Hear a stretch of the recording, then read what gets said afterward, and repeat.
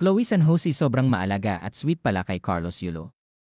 Sa kabila ng mga pambabatikos na natatanggap ni Chloe sa mga tao, ay wala pa ding makakabuwag sa relasyong meron sila ni Carlos Yulo, at napagplanuhan na nga din daw nila ang pagsisettle down sa paparating na taon ng 2025.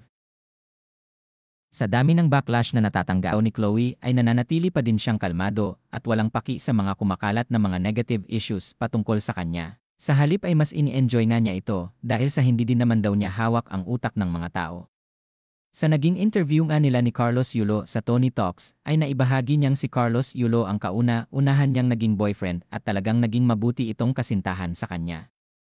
Kahit pa man noong hindi pa nito nasungkit ang gold medal ay talagang sabay silang nangarap na dalawa. Umani naman ng maraming negatibong reaksyon ang pagsisiwalat niya nito at tila ba imposible nga daw na si Carlos Yulo nga ang naging unang boyfriend niya, hindi nga daw ito kapani-paniwala.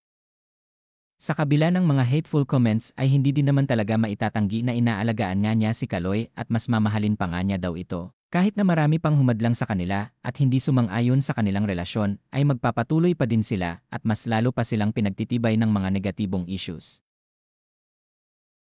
Makikita nga din kung gaano ka-sweet ang dalawa lalong-lalo na kung gaano nga bini-baby ni Chloe si Chloe. At sa mga recent uploads nila ay talagang makikitang masaya sila at nag-enjoy lang sa kanilang mga gala sa ibang bansa.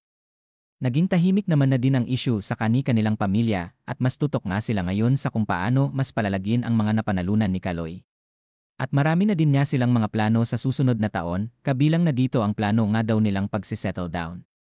Ngunit ang tanong nga ng marami ay paano nga kaya sila magiging masaya ng lubusan kung may pamilya nga silang nasaktan, hindi nga daw sila magiging masaya sa huli, ngunit tila wala naman silang pakialam dito. Bagkus ay deadma nga sila at bahala na ang mga bashers sa kung ano ang gusto nga daw nilang isipin.